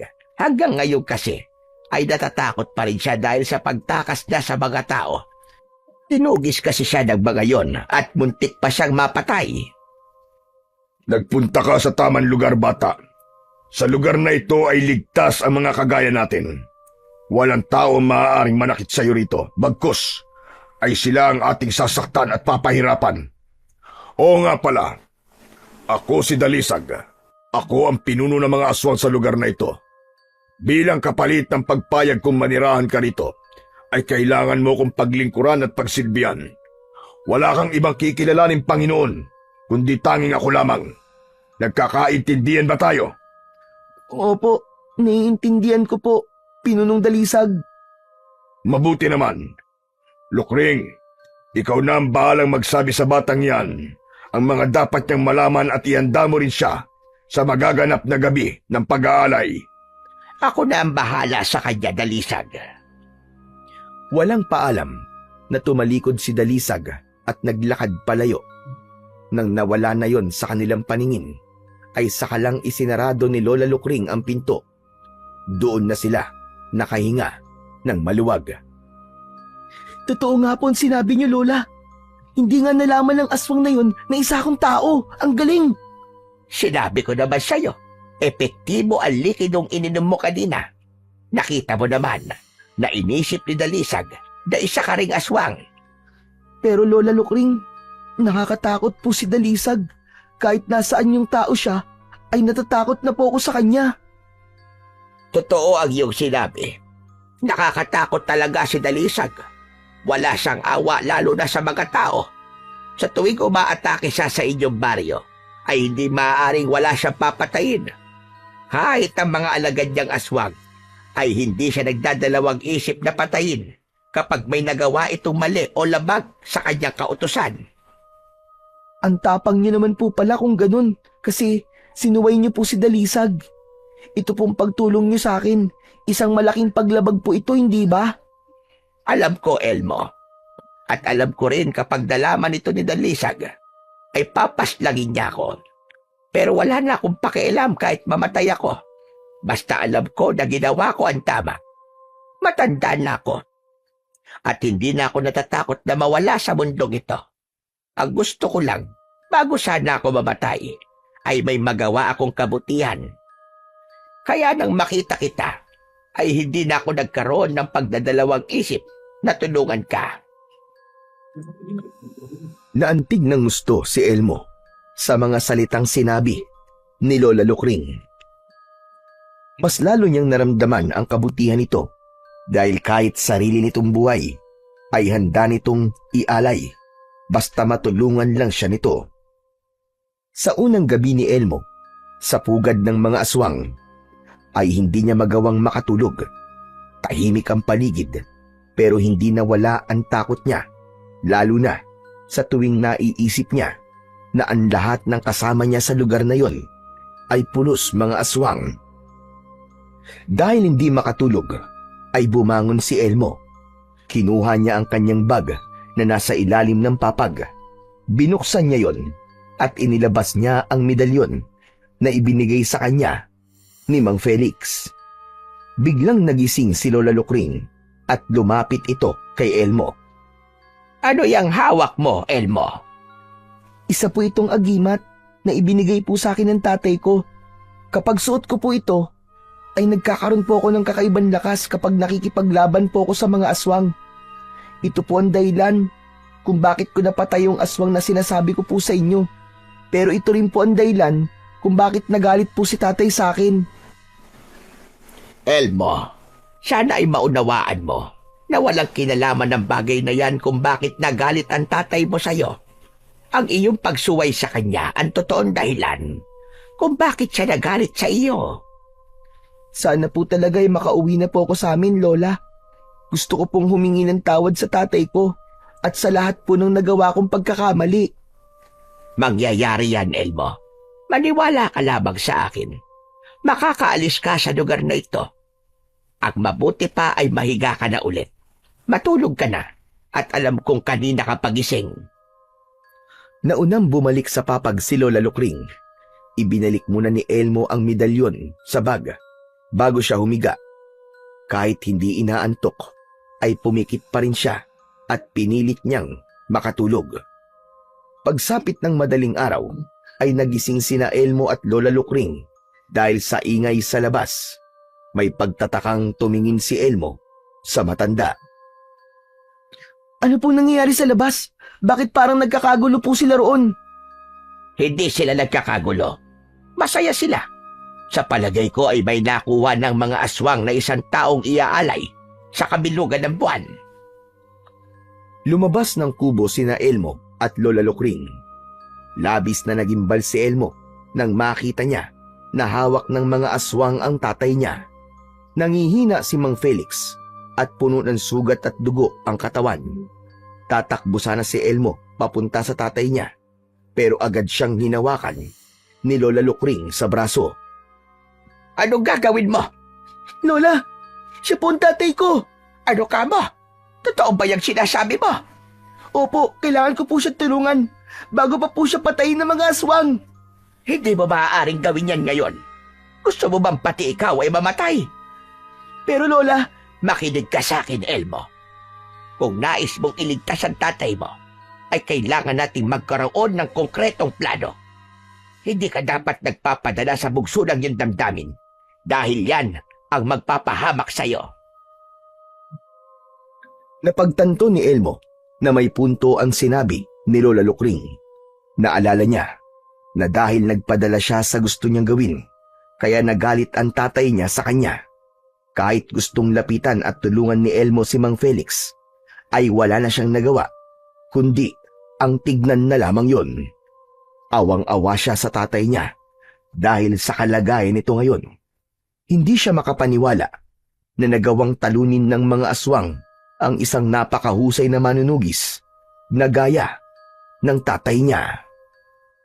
Patuloy na hinila ng mga aswang si Mang Felix hanggang sa nawala na ang mga yon sa paningin nila.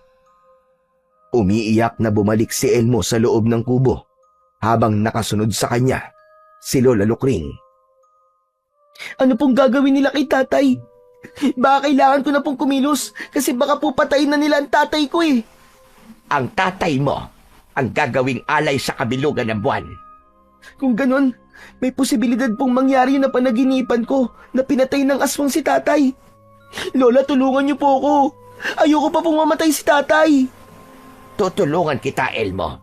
Ang kailangan nating gawin ay mag-isip ng isang solidong plano. Sinabi ko na sa'yo.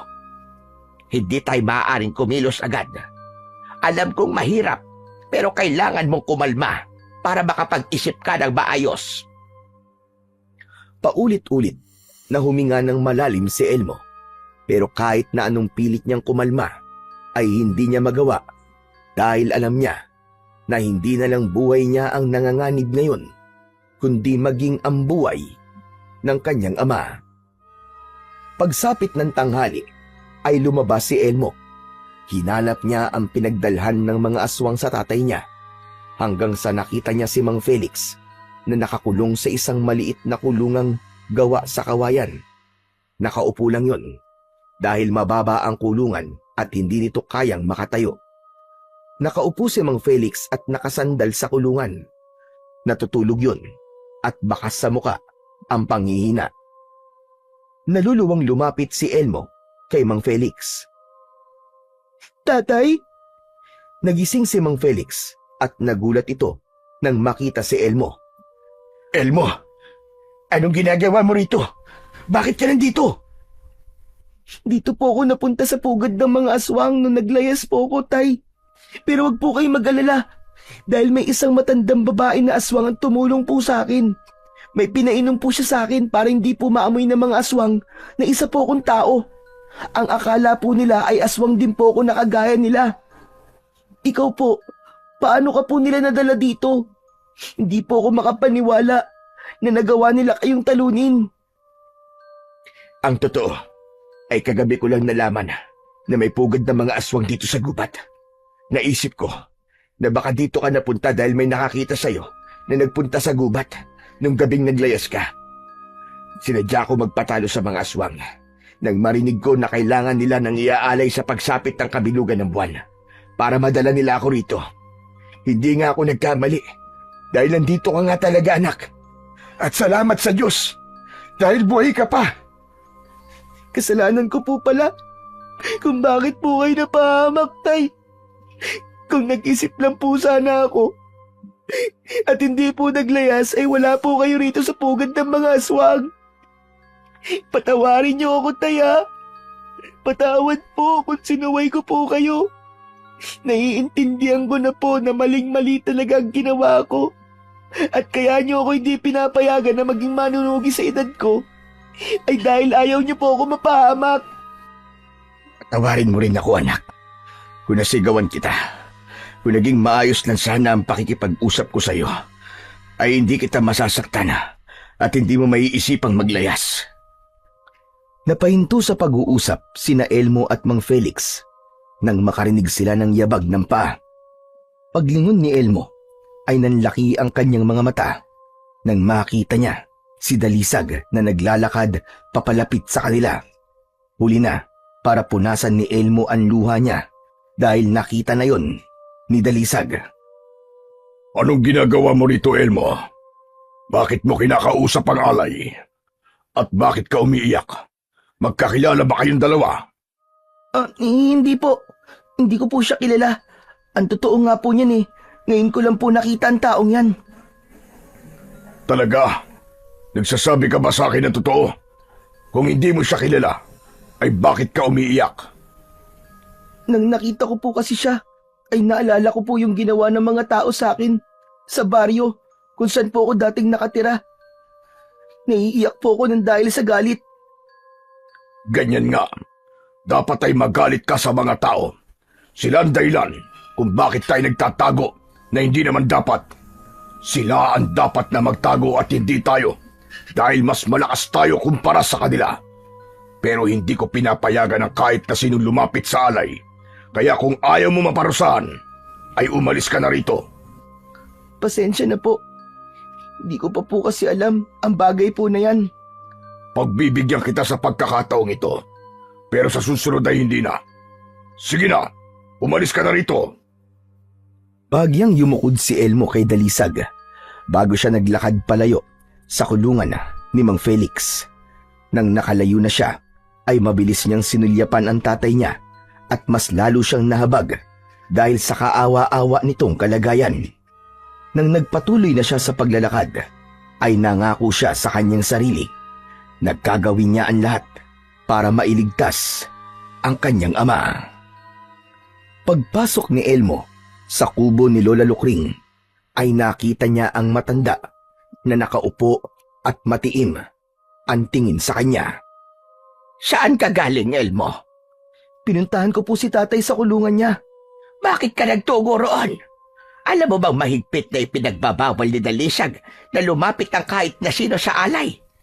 Isang kaparusahan ang ipapataw sa'yo sa oras na mahuli ka ni Dalisag. Alam ko na po, Lola. Ang totoo nga po niyan eh. Nakita po ko ni Dalisag. Pinagbigyan po ko ni Dalisag kasi bago pa lang ako rito. Hindi niya po ako pinarusahan. Sa susunod ay huwag mo nang gagawin yan, Elmo. Maaari sa susunod ay hindi ka na pagbigyan ni Dalisag. Pero naaawa po kasi ako sa tatay ko eh. Nangihina na po siya at alam ko po na nagugutom na rin po siya. Hindi po ba pwedeng dalan ko siya ng pagkain? Hindi pwede, Elmo. Alam kong mahirap para sa ito. Pero hindi mo pwedeng gawin ang kung anong gusto mo. May tamang oras para iligtas mo ang tatay mo. Kailan po ang tamang oras, Lola Lukring? Kapag naialay na ng mga aswang si tatay? Lola, hindi ko po hahayaan na mangyari yun. Kailangan ko na pong iligtas si tatay sa lalong madaling panahon. At anong binabalak mong gawin? Sige nga, Elmo. Sabihin mo sa akin kung paano mo maililigtas ang tatay mo. Gayong nasa pugad kayo ng mga aswang. Biglang natahimik si Elmo dahil wala siyang maisip na sagot sa tanong na yon ni Lola Lukring.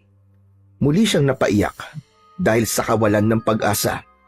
Lumapit si Lola Lukring sa kanya at marahan itong tinapik ang kanyang balikat. Elmo, ang gusto ko ay maghintay ka hanggang sa pagbilog ng buwan. Hindi ba ang sabi ko sa'yo ay sasamantalahin natin ang pagiging abala ng mga aswang sa gabing yon para makatakas kayo ng tatay mo? Konting tiis na lang at konting paghihintay. Yan lang ang nais kong ipakiusap sa'yo. Patuloy lang sa pag-iyak si Elmo. Wala siyang ibang sinisisi kung bakit sila napunta ng tatay niya sa sitwasyon na yon, kundi ang kanyang sarili. Kaya naisip niya na kung meron mang dapat gumawa ng paraan para makaalis sila sa pugad ng mga aswang, ay walang iba, kundi siya rin. Siya lamang ang may kakayahan na iligtas ang tatay niya, lalo na sa kalagayan ng tatay niya na sugatan ito at nangihina. Pagsapit ng hapon ay hindi pa rin maalis-alis sa isip ni Elmo ang kanyang ama.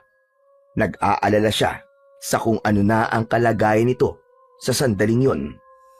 Palakad-lakad siya sa loob ng kubo at hindi niya magawang kumalma. Kawawa naman si tatay. Siguradong gutom at uhaw na siya. Kailangan ko siyang dala ng pagkain para magkaroon siya ng lakas kahit papano. Kumuha ng karne sa tapayan si Elmo. Nilagyan niya ng tubig ang baso at saka siya lumabas. Panay ang linga niya sa paligid. Nagpasalamat siya dahil tila lahat ng nakatira sa lugar na yon ay nasa loob ng bahay ng mga ito. Malayo pa lang si Elmo sa kulungan ni Mang Felix ay nakita na siya nito. Mas binilisan ni Elmo ang paglalakad hanggang sa makalapit na siya sa kulungan. Anong ginagawa mo rito, Elmo? Hindi mo ba narinig yung sinabi sa'yo ng aswang kanina? Paparusahan ka niya kapag nakita ka niya ulit dito. Si Dalisag po yun, tay. Siya po ang pinuno ng mga aswang dito. Pero wag po kayo mag-alala kasi aalis din po kagad ako. Alam ko po kasi na nagugutom at nauuhaw na po kayo eh. Kaya dinalhan ko po kayo ng pagkain at tubig. Ito po, kumain na po kayo, tay. Inilusot ni Elmo ang karne at baso sa kulungan. Agad namang kinuha ni Felix ang mga yon. Sige tay, kumain lang po kayo dyan para hindi po kayo masyadong manghina.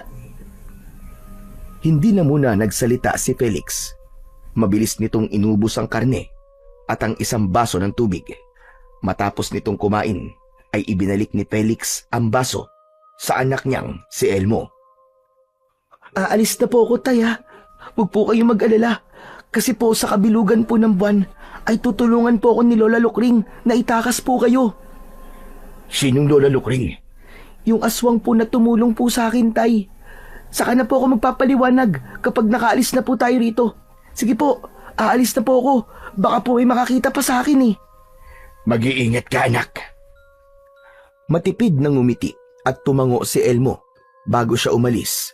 Nagmamadali siyang naglakad at nang makabalik na siya sa bahay ni Lola Lukring ay doon na siya nakahinga ng maluwag dahil sigurado siya na walang nakakita sa pagbibigay niya ng pagkain at tubig sa tatay niya. Kinagabihan, tahimik na kumakain ng hapunan sina Elmo at Lola Lukring. Nagkatinginan sila nang marinig nila ang boses ni Dalisag sa labas na tilatawag ang pangalan ni Lola Lukring. Huminto muna sila sa pagkain at pinagbuksan ni Lola Lukring ng pinto si Dalisag. Nakita ni Elmo na hindi mag-isa si Dalisag dahil meron yung kasamang dalawang lalaki. Isa sa mga lalaki ay may nakasampay na lubid sa balikat. Dalisag, anong kailangan mo at nagtungo ka rito ng ganitong oras? Wala akong kailangan sa'yo. Pero sa batang inampun mo ay meron. May nakakita sa kanya na nagdala ng pagkain at tubig sa biyag, kaya kailangan niyang maparusahan. Pero bago pa lang siya rito, Dalisag, hindi pa niya alam ang patakaran natin. Pagbigyan mo na siya sa pagkakataon na to, at ako na ang bahalang magdisiplina sa kanya. Labis na kinabahan si Elmo sa narinig niya. Hindi niya akalain na meron palang nakakita sa ginawa niya kanina. Pinagbigyan ko na siya nung una, pero inulit pa rin niya. Kaparusahan na ang nararapat sa kanya. Ilabas mo ang bata, Lukring! Hindi. Kung gusto mo ay ako na lang ang parusahan mo at wag na ang bata. Tutal, ako ang totoong may kasalanan. Dahil kung sinabi ko sana kagad sa kanya ang mga bawal sa lugar na ito, ay hindi niya yung gagawin. Tumahimik ka! Ibigay mo na lang sa akin ang bata! Pakiusap, Dalisag.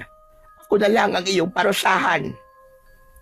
Inutusan ni Dalisag ang dalawang lalaki na pumasok sa kubo at kunin si Elmo. Pagpasok ng dalawang lalaki ay hinawakan ng mga yun ang magkabila ang braso ni Elmo. Hindi na siya pumalag dahil baka kapag ganun ang ginawa niya ay mas lalong magalit si Dalisag. Lola, huwag po kayong mag-alala. Kaya ko po ang sarili ko. Biglang lumuhod si Lola Lukring sa harapan ni Dalisag. Nagmamakaawa ako sa iyo, Dalisag. Huwag mong parusahan si Elmo. Inaako ko kung ano mang kasalanan ng kanyang nagawa.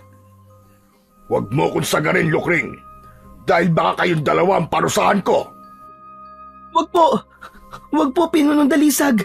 Huwag niyo pong paparusahan si Lola Lukring. Ako lang po ang mag-isang gumawa ng kasalanan sa inyo. Pinunong Dalisag, binigyan ko po ng pagkain at tubig ang biyag dahil nakita ko po na nangihina na siya. Naisip ko po na baka mamatay siya at hindi na siya umabot sa gabi ng pag-aalay. Kahit na ano pang dahilan mo, ay lumabag ka pa rin sa isa sa mga batas ko. Alam ko po, Pinunong Dalisag. Kaya kung ano man po ang kaparusahan na ibibigay niyo po sa akin, ay buong puso ko pong tatanggapin. Lola, wag po kayong mag-alala sa akin. Sasama na po ako sa kanila. Pakiramdam ni Elmo ay nadurog ang puso niya nang nakita niya ang pagluha ni Lola Lukring. Doon niya naramdaman na kahit iilang araw pa lamang silang magkasama ay napalapit na ito sa kanya. Matiwasay na sumama si Elmo sa dalawang lalaki at kay Dalisag. Halos lahat ng nakatira sa lugar na yon ay nasa labas at nakatingin kay Elmo. Dinala siya ni Dalisag sa lugar kung saan nakakulong si Mang Felix. Itinali si Elmo ng dalawang lalaki sa puno sa tabi ng kulungan ni Mang Felix gamit ang matibay na lubid. Tutal, tila gusto mo na palagi kang narito. Ay yan ang kaparusahan na ibibigay ko sa'yo. Bilang kaparusahan, ay itatali ka dyan buong magdamag. Pagsikat ng araw bukas, ay saka ka lang makakawala. Magpasalamat ka, dahil yan lamang ang kaparusahan na ipapataw ko sa'yo. Tinatanggap ko po ang kaparusahan niyo sa akin, Pinunong Dalisag. Humihingi po ulit ako ng paumanhin sa paglabag ko po sa inyong batas. Nangangako po ako na hindi ko na po uulitin yun. Dapat lang, dahil sa susunod ay kamatayan na ang ipapataw ko sa'yo. Nagkakaintindihan ba tayo, bata? Opo, Pinunong Dalisag. Ilang segundong tinitigan ni Dalisag si Elmo bago yun umalis kasama ang dalawang lalaki. Nang silang dalawa na lang ni Felix ang naroroon, ay saka lang nagsalita si Mang Felix. Anong nangyari? Bakit ka pinarusahan ng Dalisag na yun? May nakakita po kasi sa akin nung binigyan ko po kayo ng pagkain at tubig. Isinumbong po ako kay Dalisag, kaya pinarusahan po ko. Sinasabi ko na nga, be. Dapat kasi ay hindi mo yun ginawa. Wala po akong pinagsisisihan sa ginawa ko. Kasi alam ko na natulungan po kita, Tay. Saka mas okay nga po ito eh. Kasi magkasama tayo kahit papano. Puro ka talaga kalokohan eh. Sige na, wag na muna tayo mag-usap at baka mamaya may makarinig pa sa atin. Mahirap nang malaman nila na hindi ka naman talaga aswang. Para na rin sa kanilang kaligtasan, ay hindi mo na sila nag-usap. Makalipas ang halos 1 oras, ay nakaramdam na si Elmo ng pangangalay sa kanyang binti dahil sa matagal niyang pagkakatayo. Ganun pa man, ay hindi siya nagreklamo. Inisip na lang niya na magandang bagay yun dahil magkasama sila ng kanyang tatay. Pagsapit ng hating gabi, ay nakaramdam na ng antok at pagod si Elmo, pero hindi niya magawang makapagpahinga dahil sa kanyang pagkakatali. Hindi nagtagal, ay isang bulto ng tao ang nakita nila na paparating. Nanlaki ang mga mata ni Elmo nang malaman niya na si Lola Lukring yun at may dalang patalim ang matanda at dala rin ito ang kanyang bag. Tay, siya po si Lola Lukring. Yun po yung sinabi kong tumulong sa akin. Lola, ano pong ginagawa niyo rito? Papakawalang kitatag yung ama. Kailangan nyo nang umalis dito. Hindi na ako sigurado sa mga pwedeng mangyari sa mga susunod pang araw. Kaya mas makabubuti kung ngayon na kayo aalis dito. Gamit ang patalim, ay pinutol ni Lola Lukring ang lubid na nakatali sa katawan ni Elmo. Matapos yun, ay si Mang Felix naman ang pinakawalan ng matandang aswang. Maraming salamat, Lola Lukring. Tatanawin kong malaking utang na loob ang pagtulong mo sa amin ng aking anak. Ngayon ko napatunayan na hindi pala lahat ng aswang ay masasama. Huwag na tayo mag-usap dahil sayang ang oras. May itak na inilabas si Lola Lukring mula sa likod nito at ibinigay nito yun kay Mang Felix. Gamitin mo yan kung kinakailangan. Ito namang pataliman sa iyo, Elmo. Inabot ni Lola Lukring ang patalim at bag kay Elmo. Kinuha naman yun ni Elmo at binuksan niya ang bag at kinuha niya mula roon ang medalyon. Isinabit niya ang medalyon sa kanyang leeg at agad niyang naramdaman ang kapangyarihan nun. Maigpit na niyakap ni Elmo si Lola Lukring. Maraming salamat po sa inyo, Lola. Utang ko po sa inyo ang lahat ng to. Walang anuman. Sige na, umalis na kayo. Diyan kayo dumaan sa parting yan ng gubat. Mag-iingat kayo. Lola, sumama na lang po kaya kayo sa amin ni Tatay. Hindi maaari, Elmo. Isa na akong aswang. At ang manirahan sa lugar ng mga tao ay mapanganib para sa akin. Hindi na pinilit pa ni Elmo si Lola Lukring at magkahawak ang mga kamay na nagtungo sila ng tatay niya sa mas masukal na bahagi ng kagubatan. Malalaki at mabilis ang kanilang pagakbang, ngunit hindi pa man sila nakakalayo nang biglang lumitaw si Dalisag sa kanilang unahan. Nasaan yung aswang na yun? Namumula ang mga mata ni Dalisag. Matutulis ang ngipin at kuko. Ang buong katawan nito ay nababalutan ng makapal at itim na balahibo. Napahinto sina Elmo at Mang Felix. At saan kayo pupunta? Akala nyo ba ay makakatakas kayo? Ikaw bata, sino ka man talaga? Bakit ka nagtataksil sa ating lahi at tinutulungan mo ang taong yan? Dahil hindi ako isang aswang. Hindi niyo ako kalahi. Kung ganun, ay nilinlang mo lang pala ako. Kamatayan ang nararapat para sa mga kagaya mo. At sa tingin mo, ay papayag akong saktan mo ang anak ko? Uy! Tignan mo nga naman. At mag-ama pala kayong dalawa. Mas magiging maganda ang laban na ito. Hindi na nagsalita si Mang Felix at una itong umatake kay Dalisag gamit ang kanyang matalas na itak na ibinigay sa kanya ni Lola Lukring. Kahit nang hihina, ay pinilit pa rin ni Mang Felix na labanan ng pinuno ng mga aswang na si Dalisag. Ngunit lahat ng pag-atake nito ay matagumpay na naiwasan ni Dalisag. Hanggang diyan ka na lang ba? Wala ka palang kwenta. Hindi mo ako mapapatay kung ganyang kakabagal. Mahinang nilalang. Biglang kinalmot ni Dalisag sa tiyan si Mang Felix. Napaluhod si Mang Felix at malakas itong sinipa ni Dalisag sa muka. Natumba sa lupa si Mang Felix at nahirapan na yung tumayo. Tatay! Ngayon, ikaw naman ang makakatikim ng aking bangis, bata. Humanda ka! Sumugod si Elmo kay Dalisag. Inunahan niya na ito. Taglay niya ang kakaibang bilis at lakas dahil sa suot niyang medalyon. Iniwasan niya ang matutulis na mga kuko ni Dalisag. Lumusot siya sa ilalim ng braso ng aswang at buong puwersang sinaksak niya ang tagiliran nito gamit ang patalim. Umalingaw-ngaw ang nakakakilabot na hiyaw ni Dalisag at umatras ito ng ilang hakbang habang nanginginig ang katawan. Mas lalo nanlisik ang mga mata ni Dalisag at mabilis siyang umatake sa batang si Elmo. Tumalon yun at sinunggaban si Elmo. Napahiga si Elmo habang nasa ibabaw niya si Dalisag. Hawak nito ang mga braso niya kaya hindi siya makagalaw. Hindi ko akalain na malakas ka palang bata ka. Pero wala pa rin ang lakas mo kumpara sa aking lakas na pinuno ng mga aswang.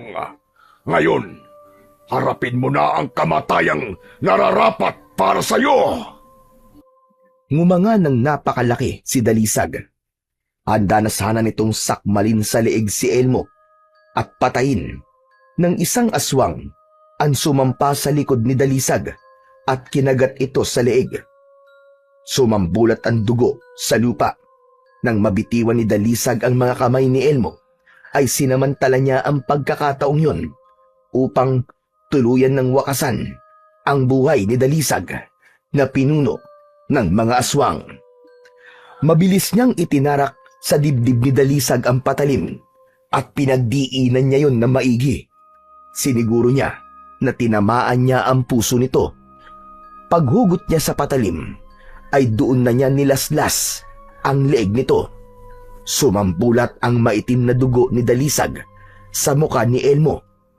Pero hindi niya yon ininda. Nagawa pang makatayo ni Dalisag, pero natumba rin yon at tuluyan na ngang binawian ng buhay. Patay na ang pinuno ng mga aswang. Agad na nilapitan ni Elmo si Mang Felix at tinulungan niya itong tumayo. Tinignan nila ang aswang na tumulong sa kanila. Bumalik sa pagiging tao ang aswang at napangiti si Elmo nang malaman niya na yun ay walang iba kundi si Lola Lukring. Masayang nilapitan ni na Elmo at Mang Felix si Lola Lukring na nasa anyo ng tao. Lola Lukring! Salamat po, Lola! Sobrang bait niyo po talaga. Kung di po kayo dumating, ay baka patay na po kami ng tatay ko. Hindi ba't nangako ko sa iyo na hindi kita pababayaan, Elmo? Sige na, umalis na kayo. Ligtas na kayo dahil patay na si Dalisag. Hindi niya na kayo masasaktan. Pero Lola Lukring, paano ka po? Saan na po kayo pupunta ngayon? Sa ngayon ay hindi ko pa alam. Pero isa lang ang sigurado ko, hindi na ako babalik sa pugad ng mga aswang. Matapos magpaalam kay Lola Lukring, ay naglakad na sina Elmo at Felix palabas ng gubat, palabas sa pugad ng mga aswang. Hanggang sa tuluyan na silang nakauwi sa kanilang bahay. Makalipas ang ilang araw, ay bumalik sila sa pugad ng mga aswang, ngunit wala na silang nadatnan doon ni isa. Malinis na ang buong paligid.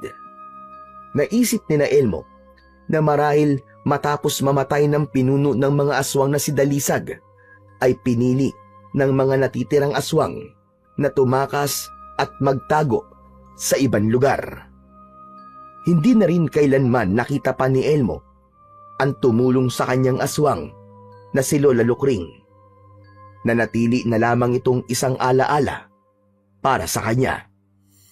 Itinago ni Elmo ang medalyon at nangako siya sa kanyang sarili na hindi niya yun muling susuotin hanggang hindi siya tumutungtong sa tamang edad na edad 18 para gamitin yun. Natutunan niya ng sumunod at makinig sa mga payo ng kanyang ama. Napagtanto ni Elmo na ang lahat ng bagay ay may tamang oras o panahon at ang kailangan lang niyang gawin ay maging matyaga sa paghihintay.